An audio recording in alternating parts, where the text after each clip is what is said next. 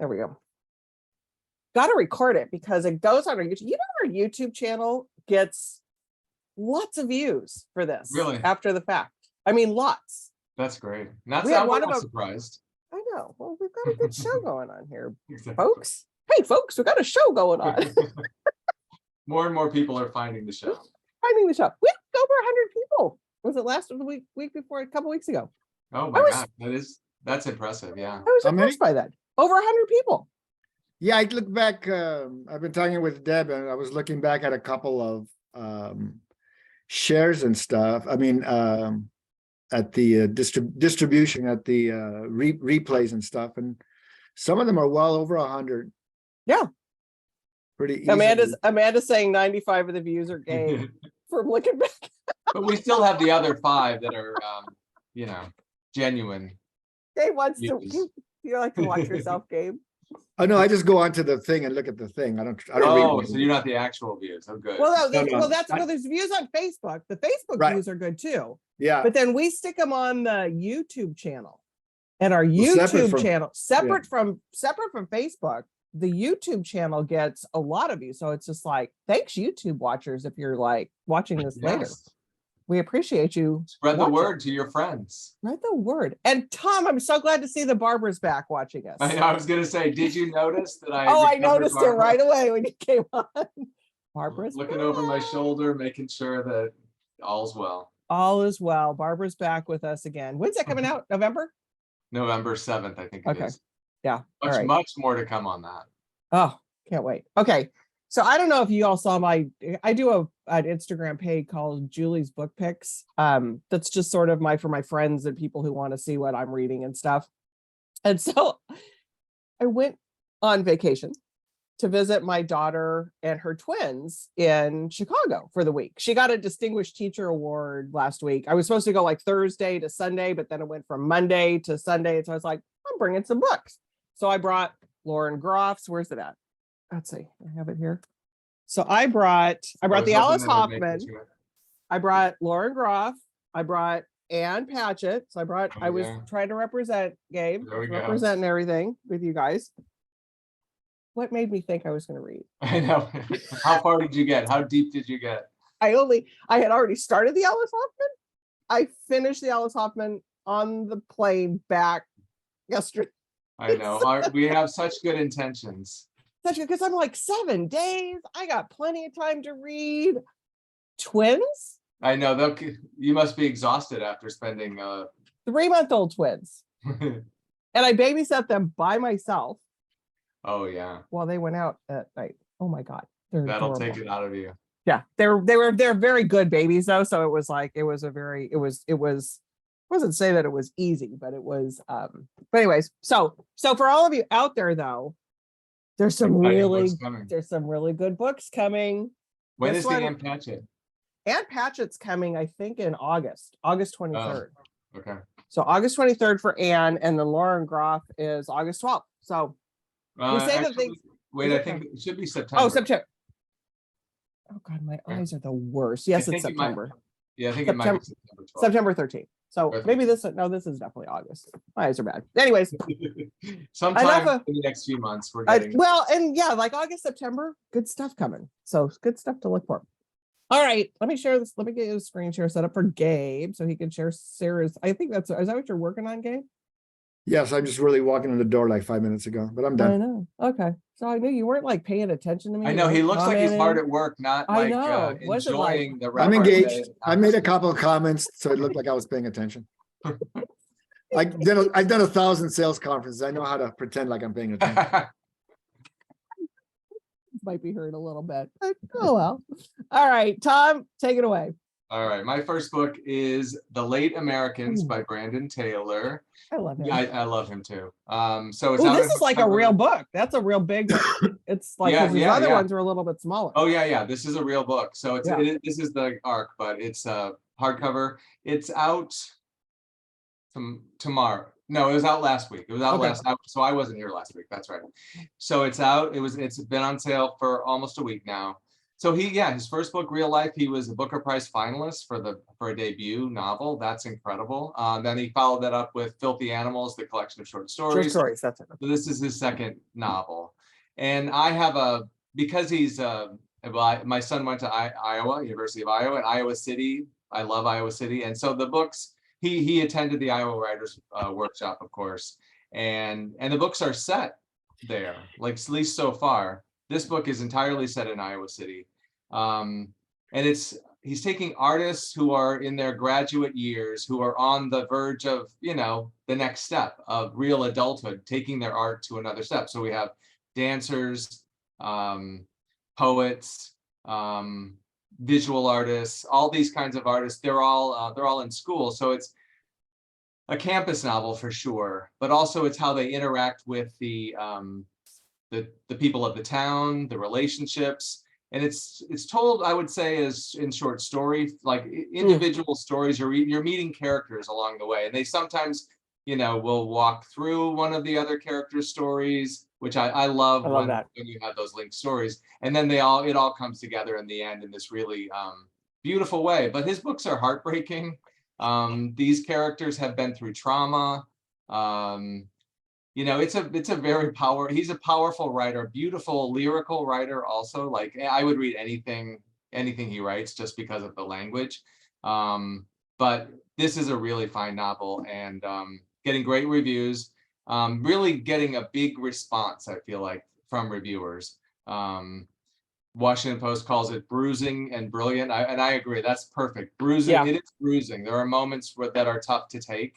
But he writes them in a way that is palatable. You know what I mean? Yeah. It's like it hits you, but it's like it's tough, but it's not like you don't necessarily have to put the book down and like go, oh my God. That's right. You recognize, but you still recognize the pain comes through. But yes. Maybe that's the lyricism of the language. I think he's truly a gorgeous writer. He's one of those writers that I will always pay attention to what he does next. So it's really exciting to have a summer novel from him, The Late Americans, Brandon Taylor. And this is one of those books that'll carry through right to the fall, I'm sure. Yeah. Great book club books. His books are fantastic book club books. Right. And he's looking, and it's a generation so The Late Americans, kind of refers to like where we are as a country also in a certain way. They're coming, these young men and women are coming into America at a later stage, which is right now. Yeah. Yep. All right. Okay. So good. Yeah. All right. Gabe, you ready? I am ready. Been ready. Born ready. Born ready, right? Been ready. Okay, where am I? Zoom. So I've got kind of an eclectic mix today. I don't have a lot happening, a lot of major releases, but I do have this big book, Ink Blood Sister Scribe by Emma Torres. So this is a book that got a lot of really solid attention in its pre-publication status. It is a book that deals with family issues. It is a thriller of sorts. It is a family story, and it takes place in this fantastical world, though it is not necessarily like a full-on fantasy book, but there are a lot of elements of fantasy in here.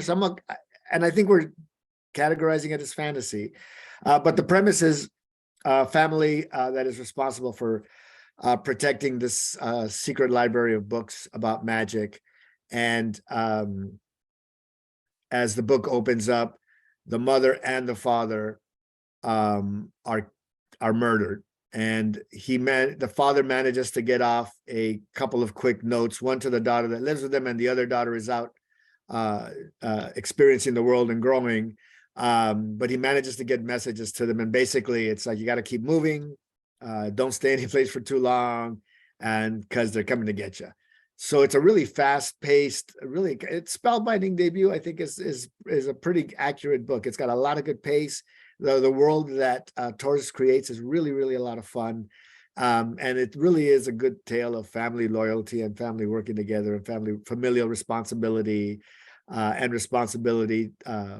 Societal responsibilities. There's a lot of hidden material underneath here that this book is dealing with in this broadly entertaining narrative. So I just, it was a book that was, like I said, got a lot of attention in-house early on. And as it got dribbled out and released and manuscripts and galleys and stuff went out, it started creating a little bit of a snowball effect. So looking forward to seeing the book get published. It goes on sale tomorrow. So it'll be in the store tonight or first thing tomorrow. Awesome. Is it okay, debut? It looks like it kind of has that. Do you know, is there a follow-up or is this just like a standalone? I don't think there's a follow-up. Okay. Because it looked like it could be. It Oh looked no, like it could absolutely. be. Yeah, these books Yeah. tend to be like they're definitely always seems like that's what people like. Yeah, they do. Oh yeah. It's like give me more. So and there might not be a follow-up to this, but maybe there's like a character she'll pull out and do something. Right, they might do something like that. Yeah. Yeah. And you know, the Yeah. artist it depends which way the artist is moved. If the artist feels she Right. doesn't want to do more with these authors like some authors do, then you don't. It's like we're done. We're done. Yeah, One and we're done. done. Yeah. All right, Tom. Okay, so tomorrow on sale, tomorrow is Beware the Woman by Megan Abbott. I am a huge Megan Abbott fan. I talked about the turnout. Could it have been 2 years ago? 2 years ago, I think. Yeah. Yeah. People think Years we've been just fly people by. are just like, we've been doing this for a long time. I know. So long enough for authors to come up with their next idea. Keep and writing execute a new more book. books. Right. And she's not a book a year author either. No. So what I loved about the turnout was, and all of her books are, and so that was our first book with her. She'd been published by many different publishers, and that was her break. I would say like her Yeah. commercial breakout. But she's always exploring the world of the intimate world of women and girls. So like there was a book about cheerleaders. They're all thrillers, but there was a book about cheerleaders. The turnout was about the world of a ballet school. So you learn the ins and outs of a ballet school. Ballet is such a bruising, crushing world also. The new book is a departure, I would say, and you can kind of see it's a more of a, you see the face there behind it's sort of coming out. It's a little bit, it gets a little bit into horror. I mean, just a touch. So it's this couple, JC and Jed, with a baby on the way. Everything seems just perfect. They're going to visit in the Upper Peninsula, Jed's father, who's a doctor, Dr. Ash. All seems well. She's looking forward to meeting her, father. Jed's mother died sometime in the past. You can imagine she's entering a mysterious horror show of a world. The book is about, so Dr. Ash, once he gets a hold of her, her father-in-law, she starts to get the sense that things aren't right here. And so in this book, she's exploring the world, again, women's bodies, how men, in this case, a doctor, sort of want to control women's bodies. So when she wrote this book before the Dobbs decision, but it is informed by the world we live in terms of, I would say, abortion is not, it's the subtext. It's not the text, but it's definitely, like, that's the thing about her books. They're thrillers, they're page turners, but there's always something deeper going on. So when it landed on Sally Kim's desk, her editor at Putnam, I think it landed like on the day of the Dobbs decision, like right then. So it hit Sally like really hard. And now we've been living in the world post Dobbs. So the book it's time for the book to come out, but really powerful, really creepy. She's a virtuoso of the form, I would say. Like she's just great at what she does. Each book is different, and but she pulls it off each time. So out tomorrow, Beware the Woman, Megan Abbott. I love that each of her books are different too. Talking about the yours, back to yours, Gabe, where it's like taking other characters. It's like sometimes it's like when somebody's really good at the form and they could do something different, it feels like you're reading like a different author, maybe even. Exactly, it's just like, yeah. And in this book, I feel like she's pushing boundaries that she hasn't pushed before. So it's exciting. I like that. I like that a lot. All right. Okay. Well, real quick though, Kim, you were talking about the devil aspect. That was the Steve Atinsky book. You're only halfway through. I won't spoil it for you. That is one of those books that you can't talk about because it just. Is that the new book or there was a previous book? That's the previous book. Oh, I'm It's gonna the listen to previous that one. on audio. I have that in my Oh, queue. yeah, cue that one up. That's it, when you're flying to Paris. Anyways. Okay, Gabe. Paris, you just got back from Spain, bro. What the I heck? know. Already What planning the next trip, Gabe. next trip, Alright. baby. Season that age now. It's like time to travel. Yeah. So my second book, Everything All at Once by Steph Catadal. You know, the market is full of books like this. I don't usually talk about books like this because every list has millions of books where I slipped in my bathtub, I went into a coma, I was swimming, I had a stroke. Oh My my God, husband Gabe. Oh my lit God. up a smoke and his head exploded, and then you go through these things. So I kind of stay away from them. But this one caught my interest. I don't even read these things when they come out anymore because they hardly ever do anything, and call me jaded. People no one ever heard of, and Amen, Gabe. Amen. so this one, it's you got to give everything a look. You try to give everything a look because that's our jobs. You don't want to give anybody short shrift. But this book had a different little bit of a note. Kirkus review said it was a little on the maudlin side, maybe, but it really captures, I thought, an interesting perspective. The book opens up and she's a young girl, and her father's dying of cancer. And then she gets through that chapter, and you move forward, and the narrative of the book is really about her husband, who she calls Riv, has also got developed lung cancer and not emphysema, the other things that comes with lung cancer. You're like, I hope I got that and not lung cancer, but he got both. So she goes into this meditative state, I guess. The stress of her husband, he's a long distance runner. He ran a 2:14 marathon, a 2 hour 14-minute marathon or something like that. Wow. So the guy's in shape, the guy's an athlete, eats right, doing all the right things, and then he gets like a smoker's disease, right? So coming to terms with all that, and she really immerses herself in the grief of her husband's illness. He's like put in a, they put him in a coma. They do all these things. He gets all, he's in this medical, like, what do we do next? What do we do next? And you gotta get out of here. You're going to go get radiated. You're going to get out of here. You're going to go do this. And 84 days battling death. Spoiler alert, he survived. Amazing recovery. But a lot of the book deals with actually her grief over her father's passing. So it's kind of a double grief book. I just thought it was really interestingly crafted and really interestingly told. There are some moments where, well, wherever you are, there you are kind of thing, that kind of stuff.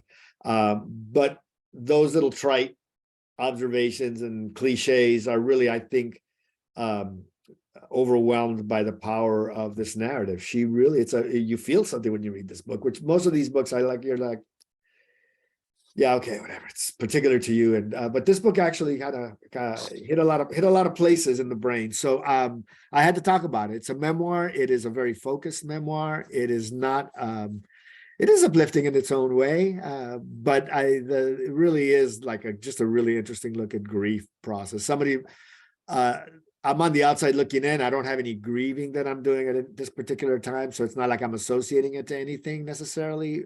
But I just felt this book had a lot of feeling, a lot of meat to it, where a lot of these other things are more look at me, and Right. I don't even know how to explain how much those kind of books really bother me. No, well, it's for me, it comes down to are you done? Yes. Okay. For me, it comes down to that, everybody's got a story. Yeah. Everybody's got a story. So there has to be something in these memoirs that, like you said, Gabe, this one caught you, the two different types of grieving that she was doing, the fact that, because when you're caught in that medical thing and you're trying to make these decisions and you don't know what the right answer is, and you're just flying, you don't know who to trust, who to do whatever. Right. Fast and Furious, that's Fast you and get that Furious. feeling of that. Yeah. Yeah. But no, this sounds like a really good one. It does sound like but yeah, And that you're the so memoir. right about publishing and those kinds of books. We all have them. We all have a lot of them. What I love though, that like you said, it wasn't, you still found it compelling, even though you're not dealing with any grief right now. And that I think is the compelling reason to read this Yes. particular one, that it's like, Right. it's got something else. It's not like, oh, I'm in the middle of grief, I need to read something that's like, because Yeah, I there's, need an instruction manual or a justification or something like that. or just help knowing that somebody else is going through what you're going through and how they process through it, you know, but that you found it that this compelling without even going through that, I think speaks volumes to the book. Absolutely. But no, Adrian and I used to have that conversation all the time when we'd be back there. It's like, everybody's got a story. Everybody's got a story. There's Nobody better be wants a to hear special mine. one. Yeah, Okay. nobody wants to hear my story. Okay, just saying. Okay, Tom, we're All right. lightning round. So I have what I think will be one of the books, summer books everyone's going to be reading. Stephen Rowley's The Celebrants, out tomorrow. He's the Gunkel, Everything's right? going Yes, Stephen's he did the way. Gunkel.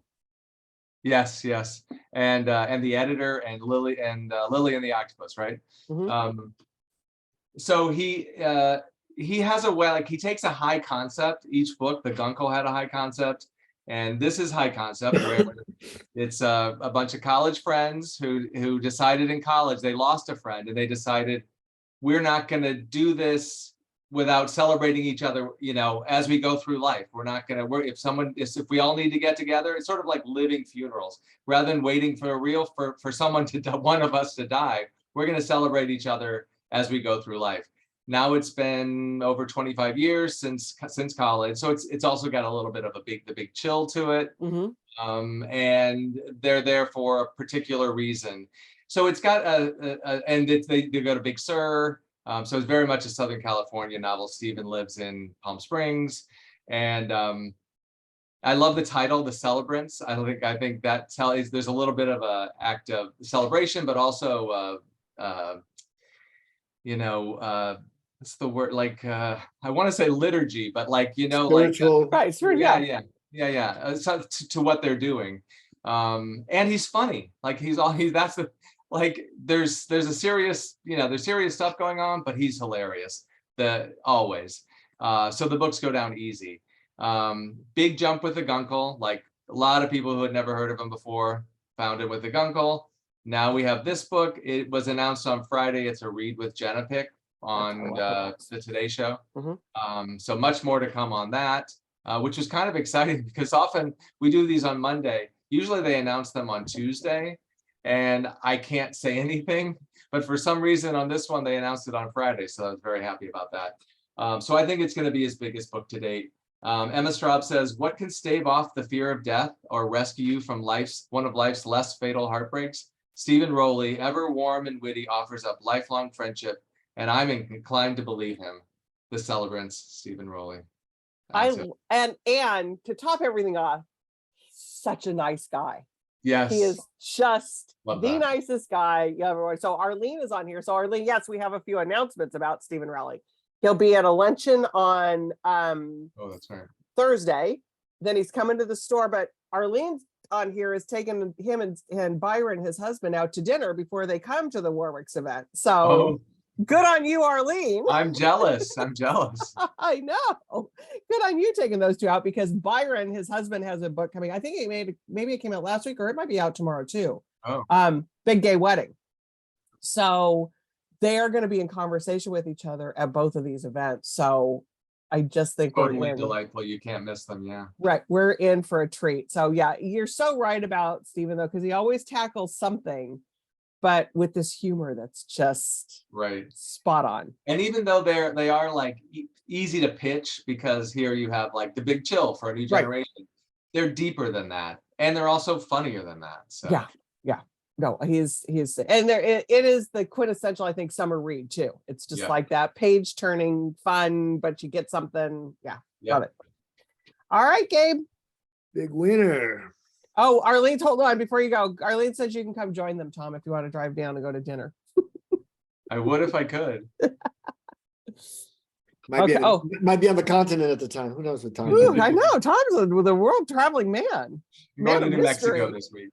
Man, a mystery. Where are you going? New Mexico. Oh, I thought you said Mexico. I was going to No, say, for see, work, for work. I was gonna Sadly. say, I miss New international Mexico. man of mystery. Mhm. All I right, miss sorry. going to New Mexico. So here's a book I talked about when it came out in hardback, and believe it or not, this book, just hilarious. It ran through the Salesforce like a fire, man. Everybody was the Salesforce company. Everybody was talking about Florida Woman. Really, really funny.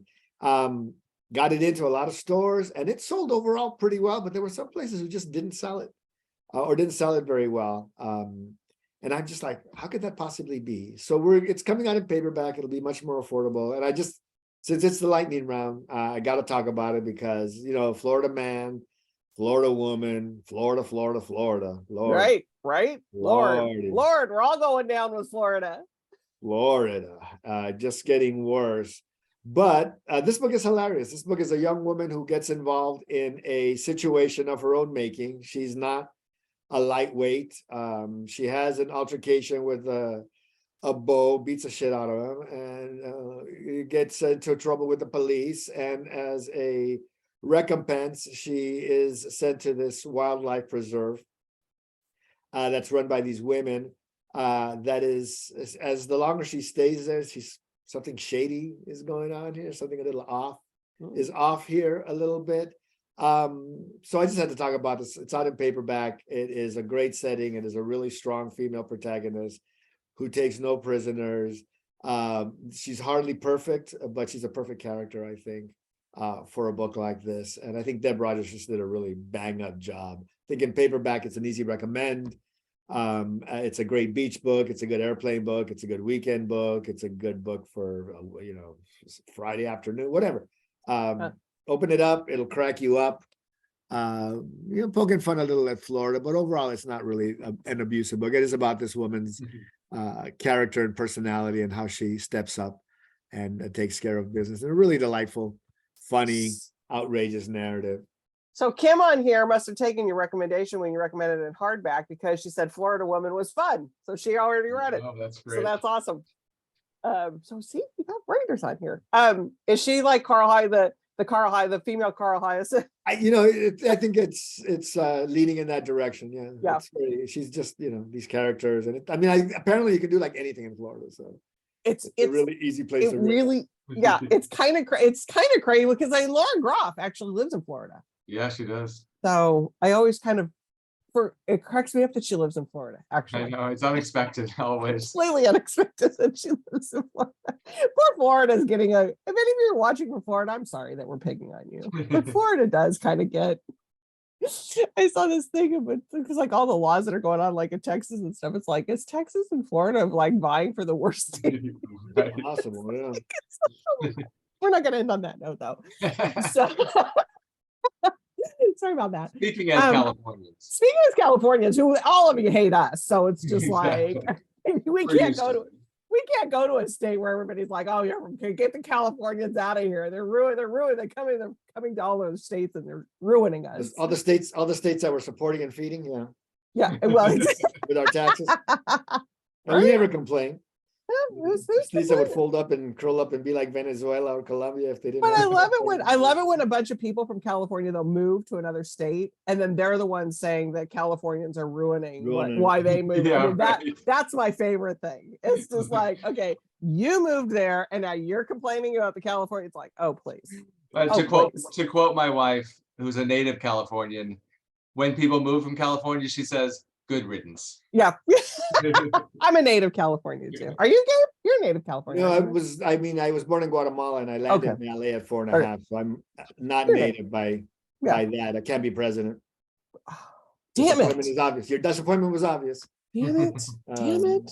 I was But yeah, hoping it's that- one of those. Deborah's lived all over the world. Born in London, lived in New York, lived in South Africa, lived in wherever.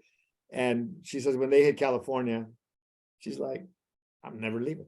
Oh, why would I And leave? she's like, there's people that she knows that are like native Californians that leave, and she's like, what is wrong with you? I know. You're My right. husband Not the same way. always kind of dangles this thing out there like, yeah, well, he hates the taxes. That's the whole thing. So he just hates the taxes. Did So you it's just see? like, Yeah, We got to CBS support the rest of the country, though. Those red That's right. states. we got to do our good. We're welfare. We're providing. CBS Sunday morning to this subject. CBS Sunday Morning yesterday had a piece on Isabel Allende, who has lived in California for 40 years, I think, and would never leave. So there you go.